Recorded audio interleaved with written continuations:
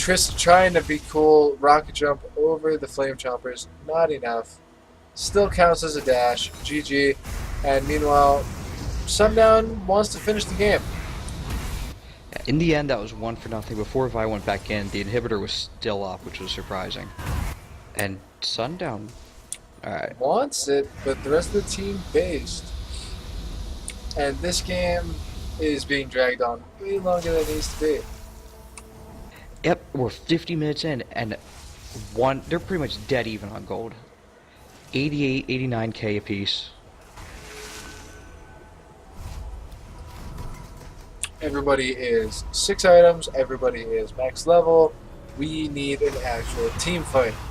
None of this, pokey boringness that we seem to be stuck with today. Sundown is honestly huge, Riva is huge, it's just, they need to be forcing these fights and they're not.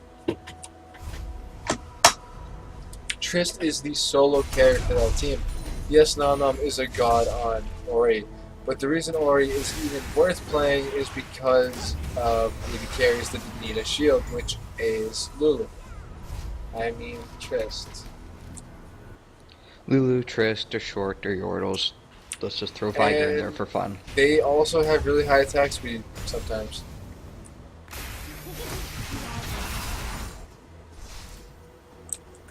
Red team's all on that Baron though, and blue team has no wards. And with Nasus and a Jinx, they're going to be able to melt it so fast.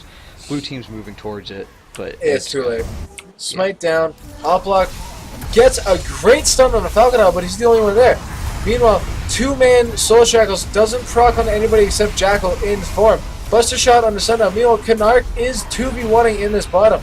Jackal trying to get in there, pops the Zonius, doesn't land his ultimate onto Riva. Falconel picks up the kill onto Jackal with the Super Mega Death Rocket. 2-man Shockwave forces Falconel to U-burn his GA. Stoneforge forced out of the fight. Nom Nom's going to pick up Riva. However, Falconel is no longer a threat. And Flash from Canark wants this kill, doesn't get it, gets Bladed of the Ruined King instead. Meanwhile, Sunny D is just going to go farm some more inside of the base. If I think he's going for that bot inhib. He wants the bot inhib, and if they had peeled for CY and kept him alive, that would have been game. Sundown wasting a lot of time, not doing straight for the inhib, cleaning out these minions. No reason whatsoever outside of... I can't think of a reason. There is no reason for that.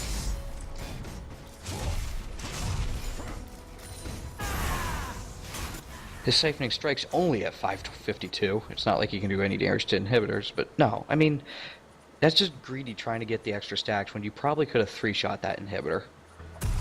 Yeah, I mean, like I was saying, these teams are not being hyper aggressive enough. They have the tools, they have the items, and they have the experience. There is no reason that Stoneforge should not be flash assault and battering into wall breakers on top of CY, because we noticed last fight CY was a non-factor. He got chased out by Sundown, and that was game.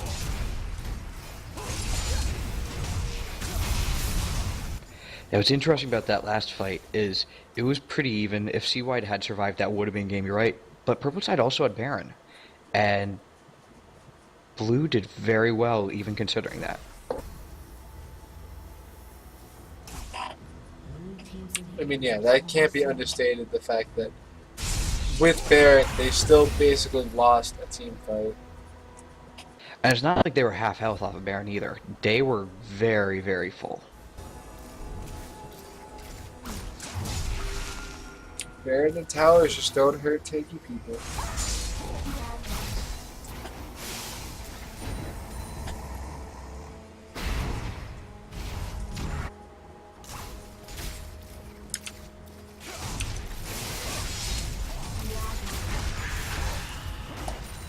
All inhibitors are up at the moment, so super minions have stopped, so we're back to an even state.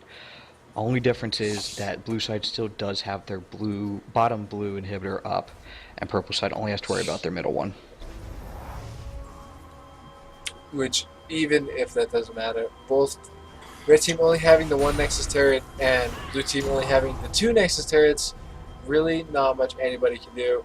Unfortunately, Morgana has the zone use bug where it is permanently on and ringing and gold. We get to deal with that for the next couple minutes.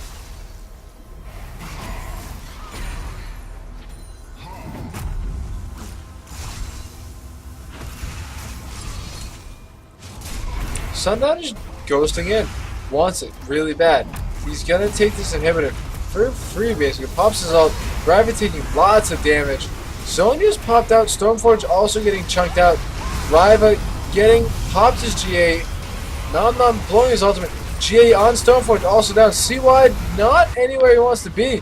He has a GA though, and he's a bit out of position. Eats double kill for Jinx on Falconer.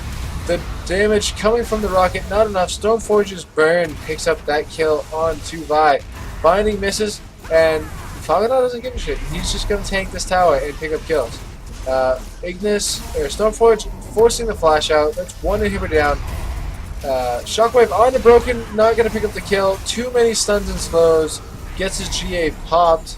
That's one tower. They need to focus on the second tower, and that could be game. That being said, they're too afraid to do anything with these two low champions. Jackal does pick up Sundown.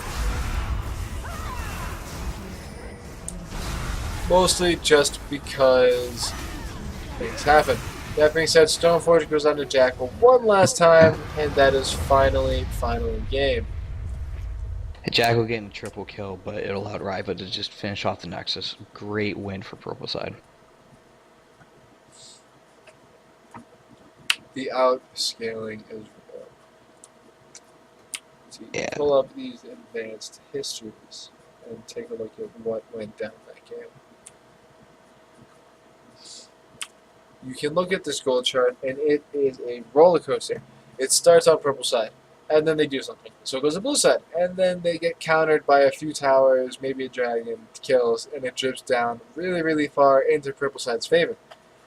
Blue team does something silly, picks up a kill on a dragon, brings it just about to even, a little bit on their side, and then purple side will just do it again and again and again. And it ended up to being, at the end of the game, purple team had a 4.5k gold lead just for the objective kills. And 55 minutes in, everyone was at full builds. Everyone was pretty much at max power level. There might have been a couple optimizations you could have made here and there, but it simply came down to the team fighting, and purple side came out on top there. Yeah, definitely. By far, purple team outclassed blue team there, really, and they didn't have an answer to the Nasus or the Jinx, really. They didn't have any huge burst assassins on the Jinx. They completely shut her out once, and then again once she rezzed. And so it was a bit unfortunate that they really had to rely on Orianna for that, while Trist was so huge and couldn't really use her positioning to its biggest effectiveness.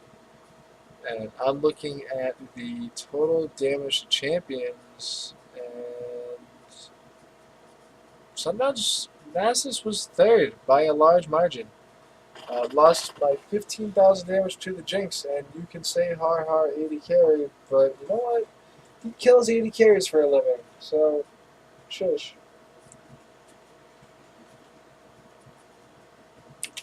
With that being said, however, tonight, that was our last game of the vVv Gaming Amateur Draft League for tonight.